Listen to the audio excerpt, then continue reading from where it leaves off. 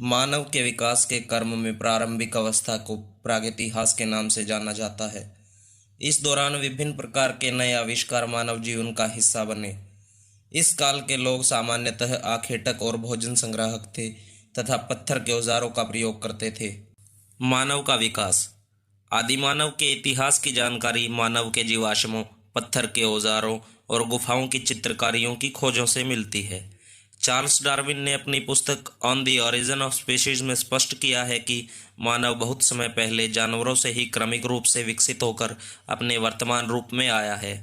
प्राप्त जीवाश्मों को होमो हेबिल्स, औजार बनाने वाले, होमो इरेक्टस, सीधे खड़े होकर पैरों के बल चलने वाले, और होमो सेपियंस, प्राग या चिंतनशील मानव के रूप में वर्गीकृत किया गया है। मनुष्य का उद्भव स्थान अफ्रीका माना जाता है, जहां से वे विश्व के अन्य भागों में फैल गए। भारत में आदि मानव का अध्ययन प्रागैतिहास के अंतर्गत किया जाता है। मानव के जिस रूप के साक्ष्य प्राप्त हुए हैं उसे रामापिथेकस की संज्ञा दी गई है, परंतु पूरे भारतीय उपमहाद्वीप में पुरापाषाण काल के आदि मानव का कोई जीवाश्म नहीं मिला है। भारत में प्रागैतिहासिक मानव का प्राचीनतम जीवाश्म नर्मदा घाटी क्षेत्र के हथनोरा, जो कि मध्य पाषाण काल से संबंधित है, से मिला है। भारत में मानव के प्राचीनतम अस्तित्व के संकेत पत्थर के औजारों से मिलते हैं, जिनका काल 5 लाख ईसा पूर्व से 2.5 लाख ईसा पूर्व निर्धारित किया गया है। भारतीय इतिहास का काल विभाजन। स्रोतों के आधार पर इतिहासकार भारतीय इतिहास को 3 भागों में बांटते हैं। एक प्रागैतिहासिक काल, जो मानव उत्पत्ति से लेकर 3000 ईसा पूर्व तक का माना गया है। आद्य ऐतिहासिक काल, जो 3000 ईसा पूर्व से 6000 ईसा पूर्व तक का माना गया है।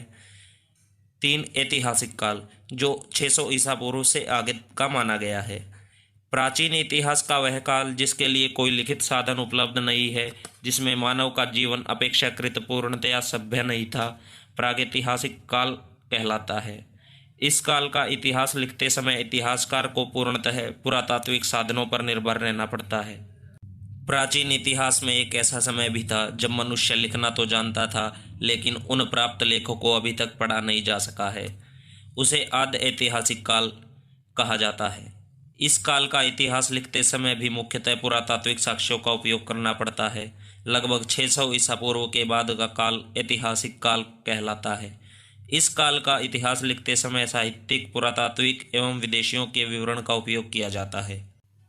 पाषाण काल। मानव सभ्यता के आदिकाल को पाषाण काल कहते हैं, क्योंकि इसमें मनुष्य का जीवन पाषाण निर्मित उपकरणों पर निर्भर करता था। पाषाण काल की कालावधि को 3 वर्गों में विभाजित किया गया है: पुरापाषाण काल, मध्य पाषाण काल एवं नवपाषाण काल। जिसमें पुरापाषाण काल को 3 वर्गों में विभाजित किया गया है: निम्न पुरापाषाण काल, मध्य पुरापाषाण काल, उच्च पुरापाषाण काल। पुरापाषाण काल।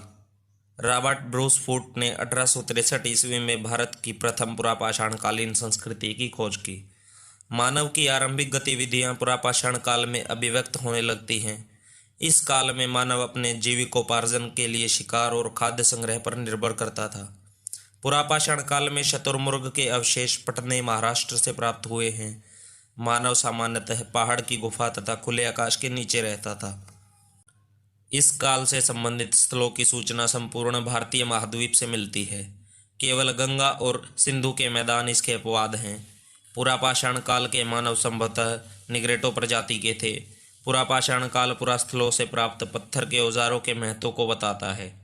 मानव द्वारा बनाया जाने वाला प्रथम औजार कुल्हाड़ी था। तकनीकी विकास तथा जलवायु में होने वाले परिवर्तनों के आधार पर पुरापाषाण काल को 3 वर्गों में विभाजित किया गया है: निम्न पुरापाषाण काल, मध्य पुरापाषाण काल एवं उच्च पुरापाषाण काल। निम्न पुरापाषाण काल। इस काल का अधिकांश भाग ठंडी जलवायु से संबंध तथा क्रोड़ उपकरणों की प्रधानता थी। हस्त कुठार, खंडक तथा विद्रणी इस काल के मुख्य उपकरण थे, जो क्वार्टरजाइट पत्थरों से बनाए जाते थे। सोहन घाटी, बेलन घाटी, आदमगढ़, भीमबेटका, नेवासा आदि इस काल के महत्वपूर्ण स्थल थे। मध्य पुरापाषाण काल। इस काल में मानव जीवन अस्थिर था, लेकिन उपकरण पहले की अपेक्षा सुंदर, छोटे एवं पैने बनने लगे थे। इस काल में उद्योग मुख्यतः पत्थर की पपड़ी से बनी वस्तुओं का था।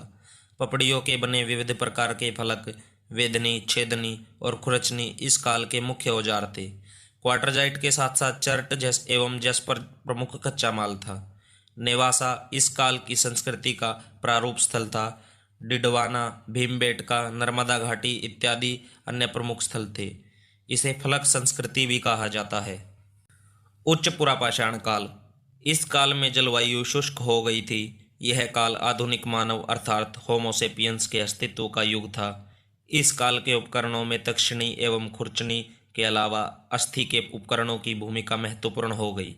उपकरण बनाने की मुख्य सामग्री लंबे स्थूल प्रस्तर फलक होते थे। इस काल में मानव रहने के लिए शैलाश्रों का प्रयोग करता था। साथ ही नक्काशी एवं चित्रकारी दोनों रूप में कला का विकास हुआ।